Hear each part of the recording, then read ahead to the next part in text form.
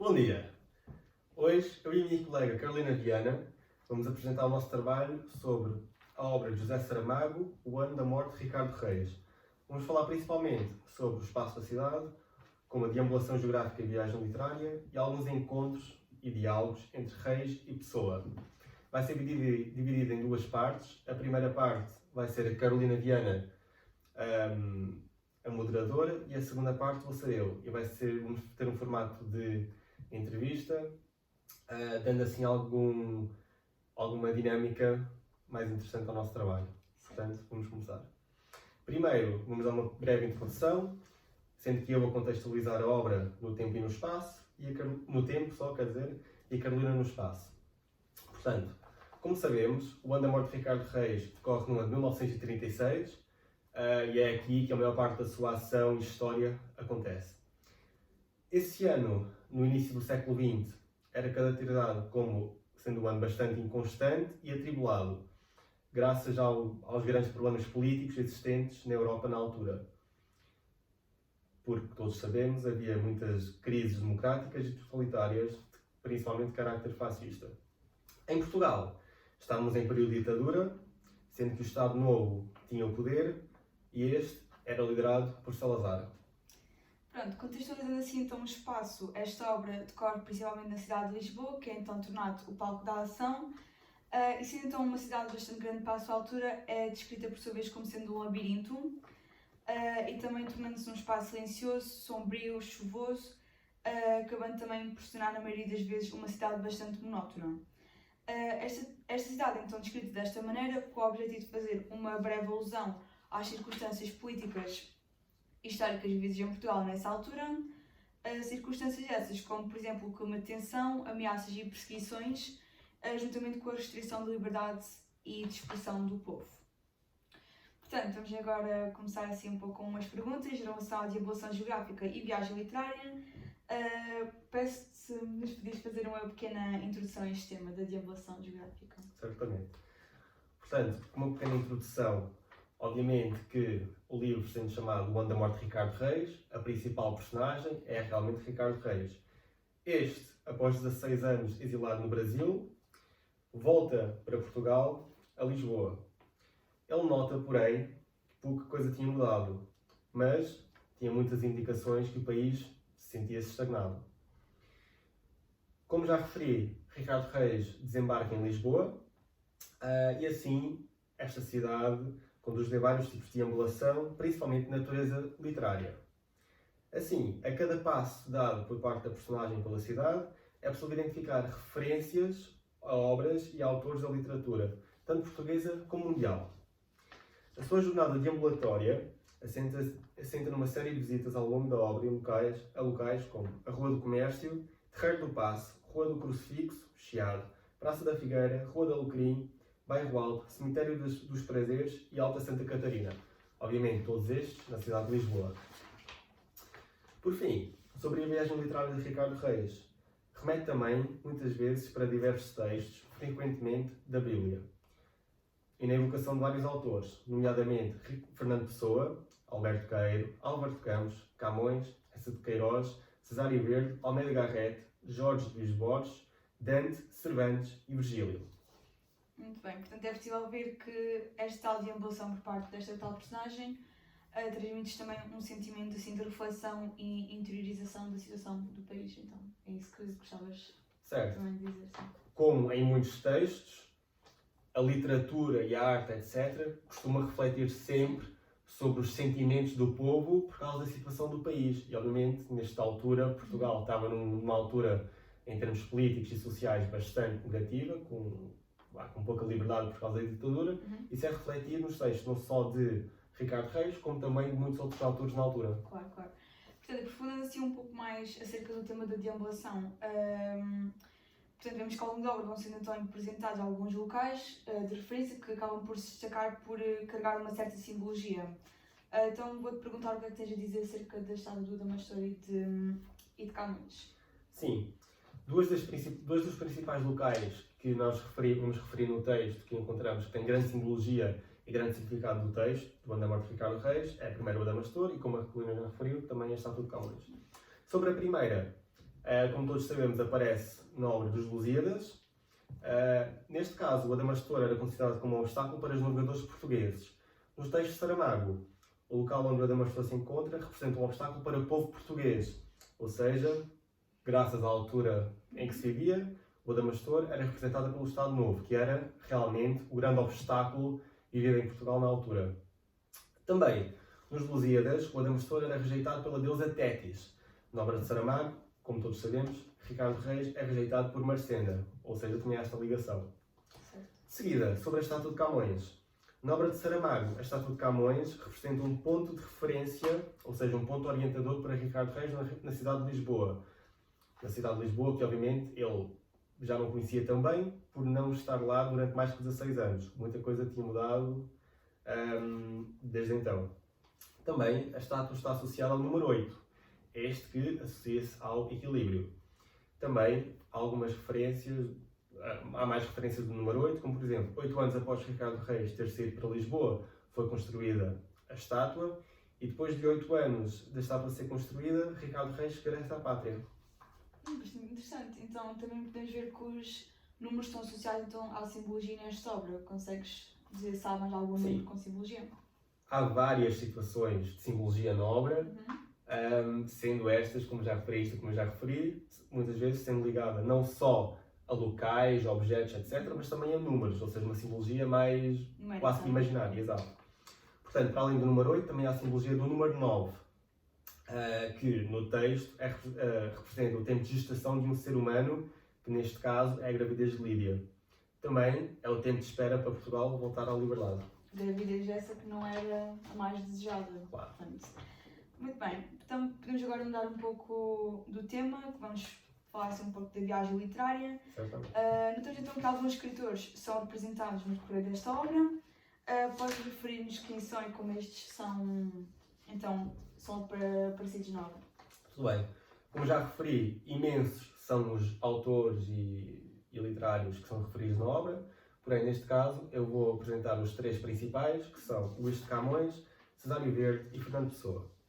Este primeiro, Luís de Camões, aparece por haver uma imitação dos versos de Lusíadas, como um dos principais, onde a terra acaba e o mar começa. Qual é a primeira frase que a gente encontra? Começa e acaba.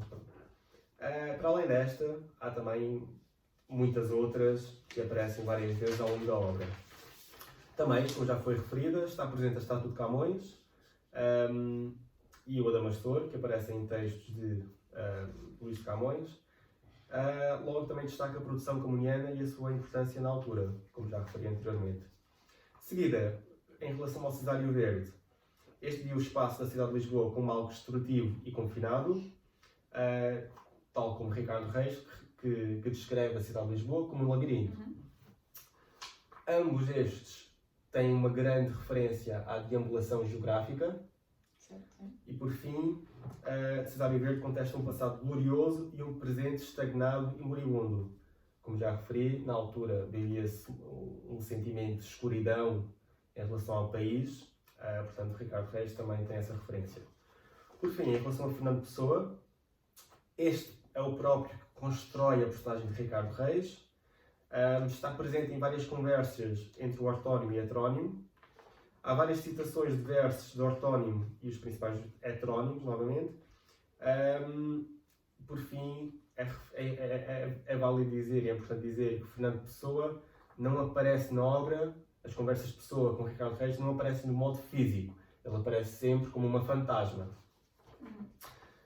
Por fim, gostaria só de dizer alguns locais onde isto é visível, como no capítulo 1, capítulo 2, 3, 5 e 12. Porém, eu vou ler agora um excerto do capítulo 1. Em Ricardo Reis se encontra no táxi a chegar ao hotel.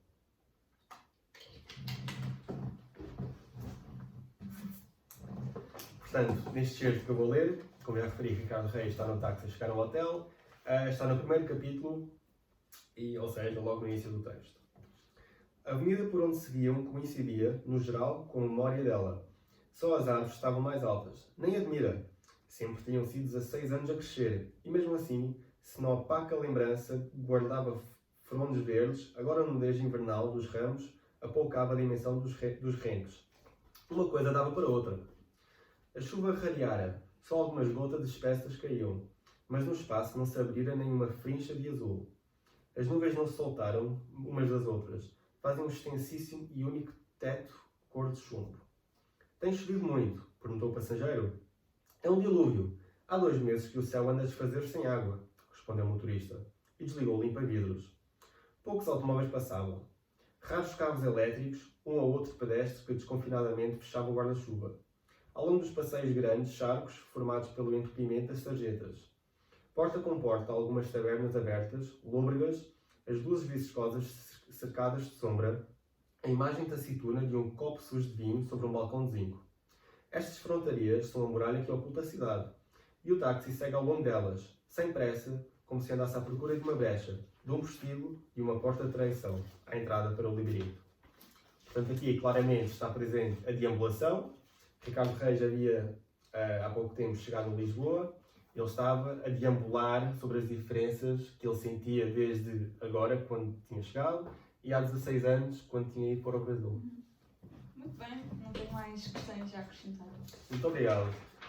Mas admito que eu tenho algumas dúvidas sobre a parte dos encontros e diálogos entre Reis e Pessoa. Sério? Será que podes-me explicar algumas delas? Bem, posso tentar, sim. Portanto, então, os locais dos encontros são bastante evidentes, que são também referenciados na própria obra. Nomeadamente, locais de encontros ocorrem no Hotel Bragança, logo no início da obra. Também ocorrem na Rua dos Sapateiros, também como a Rua de Santa Justa.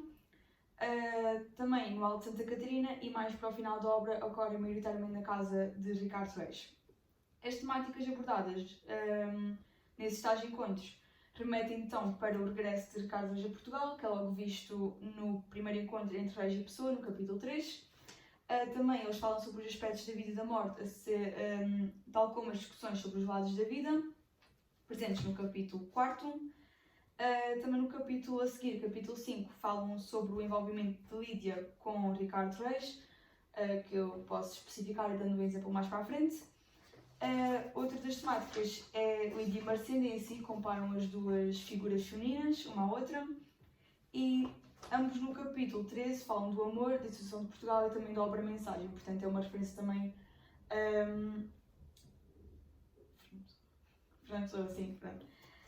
Portanto, os argumentos e as posições de cada um face às temáticas dessas conversas, posso dar 3 exemplos, aliás. O primeiro é no capítulo 4, onde eles falam sobre os aspectos da vida e da morte, como os lados da vida, em que Ricardo Reis diz que acredita que a morte não é apenas algo, aliás, é apenas algo, que a morte não existe em si, tipo, que existir e ser não são duas coisas semelhantes, são duas coisas distintas. Diz que a vida tem pelo menos 2 lados e que o outro lado da vida não é a morte, mas algo que a gente apenas consegue lá chegar através do sonho. Fernando Pessoa, obviamente, vai contestar, sendo ele mesmo um fantasma, vai contestar, dizendo que após a vida só nos espera somente a morte e nada mais que isso. Portanto, eu posso dar-te aqui um exemplo de um excerto. Por favor. Ok. Sonhar é a ausência, é estar do lado de lá, mas a vida tem 2 lados, Pessoa, pelo menos 2. Ao outro, só pelo sonho conseguimos chegar. Dizer isso a um morto, que lhe pode responder, com o saber feito da experiência, que o outro lado da vida é só a morte. Não sei o que é a morte, mas quero que não seja esse o outro lado da vida de que se fala. A morte, penso eu, limita-se a ser. A morte é, não existe. É. Ser e existir, então, não são idênticos? Não. Meu caro Reis, ser e existir só não são idênticos porque temos as 2 palavras no nosso dispor. Pelo contrário, é porque são idênticos que temos as 2 palavras e as usamos. Portanto, dá para ver assim um contraste de filosofias acerca deste assunto que é bastante interessante. Logo de seguida, no capítulo 5, eles falam um pouco do envolvimento de Reis com Lídia, em que obviamente Ricardo Reis não, que Fernando Pessoa vai criticar esse envolvimento.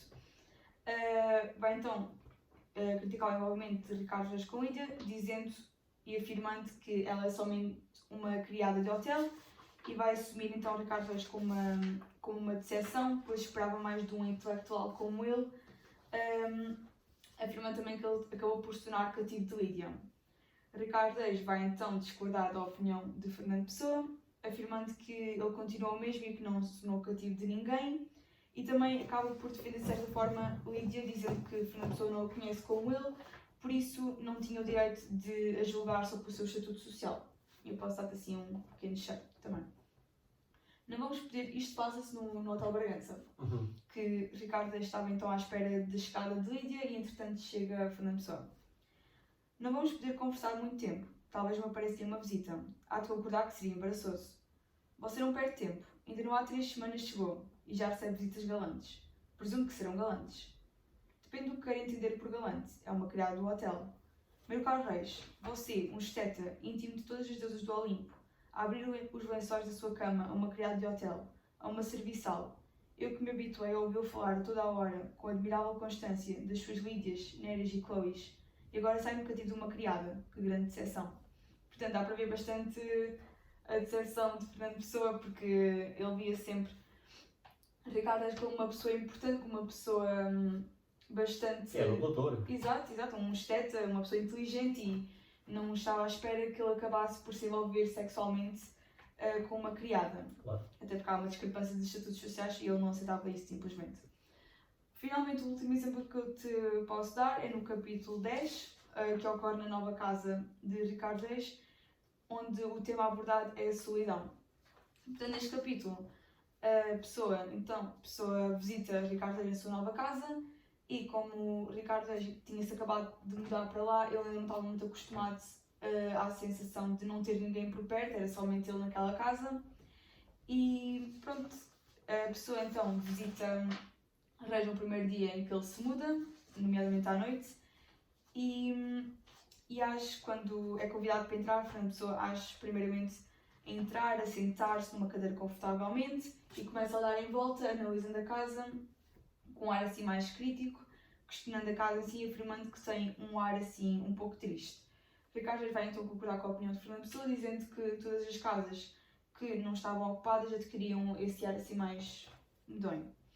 Durante a sua conversa, Reis vai então afirmar que, quando ouviu alguém bater à porta, neste caso o fantasma de Fernando Pessoa, sentiu um certo medo, mas que esse medo provinha somente do sentimento de solidão que sentia em estar naquela casa sem ninguém, e então é que se iniciou o tema da solidão, que eu posso ler aqui um excerto. Assustei-me um pouco quando ouvi bater, não lembrei que pudesse ser você, mas não estava com medo, era apenas a solidão. Ora, a solidão ainda vai ter que aprender muito para saber o que isso é. Sempre vivi só. Também eu, mas a solidão não é viver só. A solidão é não sermos capazes de fazer companhia a alguém ou a alguma coisa que está dentro de nós. Isto aqui, portanto, é um dos exemplos, e depois um pouco mais à frente, como disse o outro, solitário andar por entre a gente.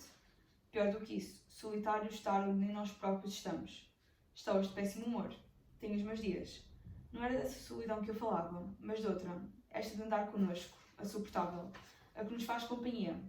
Até essa tem que se lhe diga. Às vezes não conseguimos aguentá-la. Suplicamos uma presença, uma voz. Outras vezes essa mesma voz e essa mesma presença só servem para a tornar intolerável. Portanto, acho que retrata bastante bem o tema da solidão e o que Ricardo estava a sentir naquele preciso momento, e pronto, é um dos muitos exemplos de diálogos no decorrer da obra. Espero que tenha feito Muito obrigado, realmente. alguma diferença. Fernando Pessoa, por vezes, tem uma fala e tem um pensamento um bocado complexo. Sim, exato. E também dá para ver também bastante o contraste de esclarecedor. ideias e das opiniões que eles tinham. Sim, cada um tem a sua posição Exato. e opinião, exatamente. Realmente foi bastante esclarecedor. Exato. Portanto, muito obrigado. Acho Aqui que está o foi nosso tudo. trabalho. Se houver algum errozito, isto foi a nossa primeira tentativa. Take um. Portanto, realmente foi bastante positivo. Esperamos que tenham gostado. Qualquer dúvida, podem tirá-la, Claro. por mensagem privada, ou como quiserem.